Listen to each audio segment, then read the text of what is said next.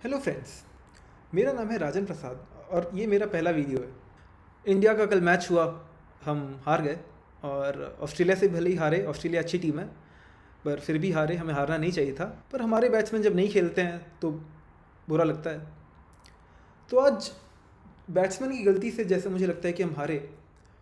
आज थोड़ा बैटिंग पे बात करते हैं। बैटिंग में हम सोचते हैं, हम कभी इंग्लैंड जाते हैं तो हम देखते हैं कि हमारे बैट्समैन बैट से खेलते हैं, बॉल आती है, स्विंग होती है, एज लग के आउट हो जाते हैं। ऑस्ट्रेलिया में हम बाउंस पे आउट होते हैं। इंडिया में हम पिच धीमे होने के कारण आउट होते हैं। तो आज मैं बात करूंगा about the 3 dimensions of batting. मैं कोई क्रिकेट का कोच नहीं हूँ। मैंने क्रिकेट ही थोड़ी बहुत खेली है बचपन में, जो गली क्रिकेट हम खेलते थे। पर क्योंकि मैं एक इंजीनियर हूँ प्रोफेशन से, तो थोड़ा बहुत फिजिक्स में जानता हूँ और जो मेरी फिजिक्स की नॉलेज है वो मैं बैटिंग पर लगाना चाहता हूँ। 3 डायमेंशंस ऑफ बैटिंग की जो मैं आज बात कर रहा हूँ, उसमें 3 डायमेंशंस कौन से हैं? उसमें एक डायमेंशन होता है एक्स, एक होता है वाई, एक होता है जेड। तो बैटिंग की बात हम करें, एक्स डायमेंशन जो आप मान लीजिए विकेट से इस तरफ या इस तरफ, ठीक है। वाई डायमेंशन आप मान लीजिए ऊपर या नीचे। जेड डायमेंशन आप मान लीजिए अलोंग द पिच के पैरेलल। इंग्लैंड में बॉल होती है स्विंग। स्विंग होती है, उसका मतलब क्या है? स्विंग होती है और सीम भी होती है। उसका मतलब क्या है? उसका मतलब ये है कि बॉल जहां पर टप्पा खाई है, टप्पा खाने के बाद बॉल का एक्स डिमेंशन एक्स एक्सिस पर चेंज होता है।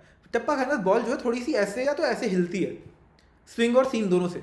अगर आप मान लीजिए टप्पा खाने के बाद आप खेलने गए, एज लगता है, आउट हो जाते हैं। ऑस्ट्रेलिया में क्या होता है, ऑस्ट्रेलिया साउथ अफ्रीका में, कि टप्पा खाने के बाद आप सोच रहे हैं कि भाई बॉल इतने हाइट पर आएगी, आप मारते हैं, आपको लगा था कि वहाँ टप्पा खाई है तो यहाँ पर आएगी बॉल, वो थोड़ा ज़्यादा आती है, एज लग जाता है। कई बार बैट के ऊपरी किनारे में लगता है, तो एज जब लगती है तो आप आउट हो जाते हैं। एज इसलिए लगता है क्योंकि आपको लगा था, मान लीजिए कि बॉल यहाँ आएगी बैट के और थोड़ा ऊपर आती है। जेड डायरेक्शन में, जेड एक्सिस में, जो कि अलोंग द पिच है, टप्पा खाने के बाद बॉल हल्की सी धीरे हो जाए। मतलब ये हर बैट्समैन का थोड़ा सा एक रिएक्शन टाइम होता है। कुछ बैट्समैन जो हम बोलते हैं कि लेंथ जल्दी पिक कर लेते हैं, जिनको देख के हमें लगता है कि इस बैट्समैन के पास टाइम बहुत है, जैसे शुभमन गिल, केएल राहुल, जो रूट, वो टप्पा खाने के बाद उनका जो रिएक्शन है कि भाई बैट कैसे, कहाँ खेलना है, ये पुल के लिए जाना है कि ड्राइव मारना है, डक करना है, तो वो उनका रिएक्शन बड़ी जल्दी आता है। यहाँ पे अगर टप्पा खाने के बाद बॉल धीरे हो जाए तो क्या होता है, कई बार कि बैट्समैन शॉट पहले खेल देता है, तो बॉल जब तक, अगर बैट ऐसे आ रहा है बॉल लगी तो फिर बॉल दूर जाती है। पर अगर बैट ऐसे हो चुका है और बॉल यहाँ लगी तो फिर वो ऊपर चली जाती है, आउट हो जाते हैं। तो कई बार आप इंडिया में देखेंगे, पाकिस्तान में, इंडिया पाकिस्तान में देखते हैं कि पिच अगर स्लो हो जाती है तो बैटिंग करने में मुश्किल होती है। आउट भले ना हो पर रन भी नहीं बनेंगे आपसे, क्योंकि अब टाइम नहीं कर पा रहे। टाइमिंग की बात भी मैं करूंगा। तो जो बोलते हैं कि कमेंटेटर को आपने बोलते सुना होगा कि इस पिच पर बैट्समैन टाइम नहीं कर पा रहा, टाइमिंग इसलिए नहीं होती क्योंकि पिच स्लो हो जाती है, या उल्टा भी होता है। कई बार बॉल जो है टप्पा खाने के बाद तेज हो जाती है, जितना बैट्समैन सोचता है कि जितने रफ्तार पे आएगी उससे ज़्यादा रफ्तार पे आ, तो बैट्समैन का रिएक्शन थोड़ा लेट होता है। दिल्ली में फर्स्ट इनिंग्स में रोहित शर्मा बोल्ड हुए हैं और इंदौर में सेकंड इनिंग में रोहित शर्मा एलबीडब्ल्यू हैं। दोनों में आई थिंक, दोनों में शायद नेथन लायन थे। पिच पे से बॉल पड़ के तेज आई थी उनका, क्योंकि पिच पे बॉल पड़ी और थोड़ी सी तुरंत आई बॉल, तो खेल नहीं पाए, बोल्ड हो गए दिल्ली में और इंदौर में एलबीडब्ल्यू हो गए। तो ये आपके हो गए जेड एक्सेस का मूवमेंट। तो ये तीनों आपको एक्सेस अब समझ में आ गए। तो बैट्समैन को, जो बल्लेबाज है, उसको मूव कैसे भी करे, बॉल एक्स एक्सिस में करे, वाई एक्सिस में करे, जेड एक्सिस में करे, पर अगर टप्पा खाने के बाद बॉल किसी भी एक्सिस मूव करे, खेलने में दिक्कत आएगी। इसके बाद आप सोचने वाली बात है, क्या आप हर मूवमेंट पे आउट होंगे? मैं आपसे एक सवाल पूछता हूँ। अगर आप इंग्लैंड गए, जेम्स एंडरसन बॉलिंग डाल रहे हैं, उन्होंने एकदम वाइट बॉल डाल दी, ठीक है, उसमें अगर बॉल स्विंग भी हो जाती है, क्या बैट्समैन को दिक्कत होगी उसमें? आप थोड़ा सोच कर देखिए। इमेजिन कीजिए कि थोड़ा सा बाहर की तरफ गेंद है, थोड़ा सा स्विंग भी हो रही है, क्या बैट्समैन आउट होगा? गलती तो कर सकता है बैट्समैन, पर गलती करने के चांसेस उसमें कम है। वही आप खुद सोचिए, अगर ऑफ स्टंप की बॉल है, ऑफ स्टंप की बॉल आ रही है, थोड़ी सी स्विंग हो जाती है, बस लग जाता है, एज लग जाता है। बहुत बैट्समैन अच्छा है तो फिर वो समझ जाएगा कि भाई इतनी स्विंग हो रही है तो मैं खेलूँ, या वो फुटवर्क अच्छा है तो वो खेल लेगा, बड़े चांसेस हैं कि एज लगेगी। अब मैं आपसे दूसरी बात पूछता हूँ, अगर ऑफ स्टंप पे गेंद आ रही है, ठीक है, ऑफ स्टंप पे आ रही है, फोर्थ स्टंप पे आ रही है, बाउंस अगर हुई, बाउंस हुई और थोड़ी बहुत बाउंस हुई, बहुत ज़्यादा बाउंस नहीं हुई, थोड़ी बहुत बहुत ज़्यादा हुई कि मतलब आप सोच रहे थे कि बैट के यहाँ पे लगेगी और यहाँ पर लग रही है, लिटरली बैट के हैंडल के पास लग रही है या शोल्डर के पास लग रही है, उतना बाउंस हो रहा है तो कहीं भी आप खेलो दिक्कत होगी। पर अगर आप ये मुझे बताइए कि अगर थोड़ी बहुत बाउंस हो रही है, आधा 1 इंच, तो क्या जब फ्रंट फुट पे या फोर्थ स्टंप पे, फिफ्थ स्टंप पे जब बॉल जा रही है तब दिक्कत होगी ज़्यादा, या थोड़ी वाइड जब जा रही है बॉल तब दिक्कत होगी? यहाँ पे ऑफकोर्स अजम्पशन ये है कि वाइड जा रही है तो बैट्समैन खेलना चाह रहा है, छोड़ दे रहा है तो दिक्कत तो होगी नहीं, है ना। तो आप ये नोटिस करेंगे कि बॉल थोड़ी जब वाइड होती है तो बाउंस ज़्यादा दिक्कत करती है, ठीक है। तीसरा, बॉल की स्लोनेस या पिच से तेज़ी, फास्टनेस कब दिक्कत करती है? आप नोटिस करेंगे कि वो हमेशा दिक्कत करती है अगर बैट्समैन खेलने जा रहा है। उसमें एलबीडब्ल्यू नहीं होता बैट्समैन, ऐसा नहीं है कि बॉल की लाइन मिस कर रहा है तो क्या बोलते हैं खेलने के और बैट का एज मिस हो गया, एज लग गया, वो सब नहीं होगा। ये होगा कि वो खेल लेगा, पर अगर वो मारने जा रहा है तो मारने में दिक्कत होगी क्योंकि वो छक्का लगने के बाद ऊपर चली जाएगी बॉल। तो स्लोनेस ऑफ द पिच में आप अभी ये अहमदाबाद में टेस्ट हुआ, क्या बैट्समैन बहुत ज़्यादा तेज मार भी नहीं पा रहे थे और आउट भी नहीं होते क्योंकि स्लोनेस ऑफ द पिच से बैट्समैन खेलने में आसानी है। टर्न हो रही है तो बहुत जल्दी टर्न नहीं हो रही, जैसे मैंने इंदौर जो एग्जांपल दिया रोहित शर्मा का, पर वो मारने जाएगा तो लगेगी भी नहीं बॉल। तो ये इस बात पर अगर आप सोचेंगे कि स्विंगिंग कंडीशन में जहाँ पे बॉल एक्स एक्सिस से मूव कर रहा है वहाँ पे क्यों फोर्थ स्टंप की लाइन पे दिक्कत हो रही है, या बाउंसिंग कंडीशन में जहाँ पे वाई एक्सिस से बॉल मूव कर रहा है, अनएक्सपेक्टेड मूव कर रहा है, तो वहाँ पे क्यों दूर वाली बॉल पे दिक्कत होती है? अगर इस पर आप सोचेंगे, आंसर ये है, सिंपल सा एक आंसर, आप खुद ये एक्सरसाइज करके देखिए।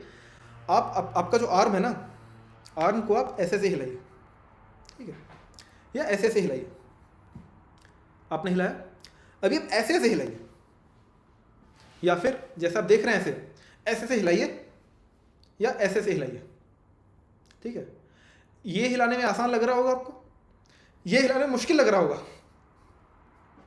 अगर आप करके देखिए, ये हिलाने में मुश्किल लग रहा होगा। फोर्थ स्टंप की लाइन पे सीम या स्विंग एक्स एक्सिस की मूवमेंट तंग करती है, एथ स्टंप की लाइन पे बाउंस वाली मूवमेंट तंग करती है। वो इसलिए होता है क्योंकि जब फोर्थ स्टंप की लाइन पर बैटिंग कर रहे हैं आप, बॉल जब आ रही है तो आप स्ट्रेट बल्ले से खेल रहे हैं। स्ट्रेट में अगर मान लीजिए थोड़ी सी बॉल यहाँ आने के बजाय यहाँ आ गई, ज़्यादा दिक्कत नहीं होगी। तो जब बॉल यहाँ आने के बजाय जब यहाँ आने लगती है तो सोचिए फिर क्या होता है। फिर क्योंकि आप खुद करके देखिए, अगर आप बैटिंग ऐसे कर रहे हैं, अब ये करना मुश्किल है, यानी कि जिस ओरिएंटेशन में आपका हाथ है उसके 90 डिग्रीज वाले एक्सिस उस पे मूवमेंट मुश्किल होता है।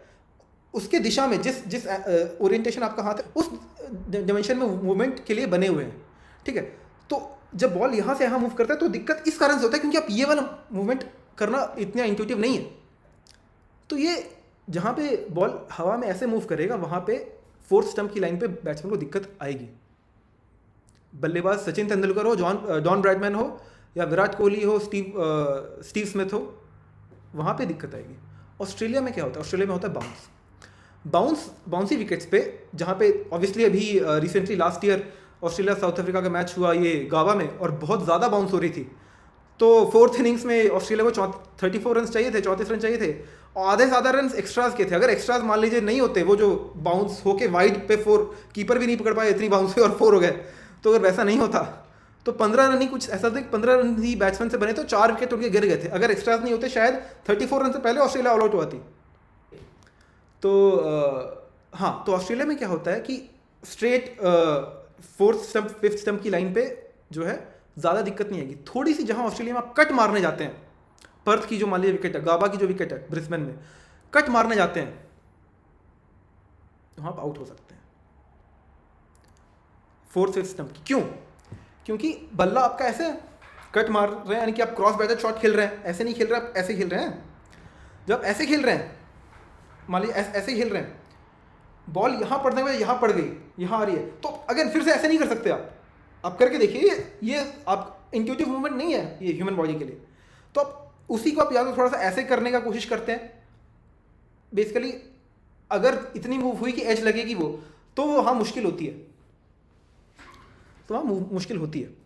दूसरी जगह जहाँ बाउंसी पिचेस है वहाँ पे और आप कहाँ आउट होते हैं, आप पुल में आउट होते हैं। पुल में, क्योंकि ज़रूरी नहीं कि आप कट जब मारते तभी आप क्रॉस बैटिंग खेलते हैं, जब यहाँ पे भी बॉल आती है, अब जब पुल मारते हैं उसमें भी आप क्रॉस बैटिंग खेल रहे हैं, उसमें भी क्रॉस बैटिंग खेल रहे हैं, तो वहाँ भी क्रॉस बैटिंग खेल रहे हैं। जितना आपने सोचा था उससे ज़्यादा बाउंसी एज लग के ऊपर। उस मैच में इनफैक्ट गाबा का टेस्ट जो मुझे याद है, उसमें आपके मार्नस लबुशेन जो थे सेंचुरी पे खेल रहे थे और ये मैथ्यू वेड आए, तो दोनों ने थोड़ी पार्टनरशिप बनाई। अब ये लबुशेन जो है, अब सोचिए हमारे सारे बॉलर्स, आपको याद होगा हमारे सारे, गाबा तो कोई बचा नहीं था मेन बॉलर, नटराजन और ये सैनी वगैरह डाल रहे थे। नटराजन, अब आप सोचिए वो बेचारा, वो ना उसमें इतनी जान है, तो वो तो यॉर्कर पे चलते हैं, स्विंग कराते हैं बॉल को, तो उस पर चलते हैं वो आईपीएल में, ठीक है। अब बाउंसी विकेट्स पे वो बाउंस तो करते नहीं है, तो अब वो गाबा पे आया तो उनको ही बाउंस करनी पड़ रही है, क्योंकि पिच में ज़्यादा मूवमेंट हो नहीं रही थी, बॉल पुरानी हो गई थी। वहाँ उस पे उन्होंने बाउंसर डाली, और बाउंसर पे बहुत ज़्यादा कोई मिचेल स्टार्क बाउंसर नहीं डाल रहे, पैट कमिंस बाउंसर नहीं डाल रहे, नटराजन बाउंसर डाल रहे हैं। कौन सी वो 150 की रफ्तार पे नहीं, वो 130 की रफ्तार पे बाउंसर डाल रहे हैं। सोचिए, आपको लगेगा कि भाई ये आउट कैसे हो गया लबुशेन और मैथ्यू वेड। 300 के रन के बाद की बात है, कुछ 313 की बात है, गलत बोल रहा हूँ, 212 की बात है। लबुशेन की सेंचुरी हो चुकी थी। सोचिए बंदा सेंचुरी में बैटिंग कर रहा है, उसने क्या किया, वो सिंपल सा है भाई, इधर कहीं, इधर इतनी ज़्यादा ऊंची भी नहीं, बॉल यहाँ कहीं आई, उसने बोला भाई पुल मारते हैं, अच्छी बॉल थी मारने लायक, उन्होंने बोला भाई मारते हैं, बॉल लग के ऊपर। क्यों? Unexpected movement in the Y axis. Ball में ज़्यादा कुछ नहीं था, थी वो बॉल 130 किलोमीटर की रफ्तार पे, पर वो हल्का सा अनएक्सपेक्टेड मूवमेंट हुआ। उसके बाद मैथ्यू वेड एग्जैक्टली वो लेफ्ट हैंड है, पर वो भी एग्जैक्टली सेम शॉट, ये राइट हैंड थे लबुशेन, पुल मारने के चक्कर में बॉल गई ऊपर गई, आउट हुए। ये बंदा लेफ्ट हैंडेड है, पुल मारने के चक्कर में, टू द सेम बॉलर को पुल मारने के चक्कर में बॉल लगी ऊपर गई, आउट हुए। तो ये हो गया आपका वाई एक्सिस का डिसमिसल।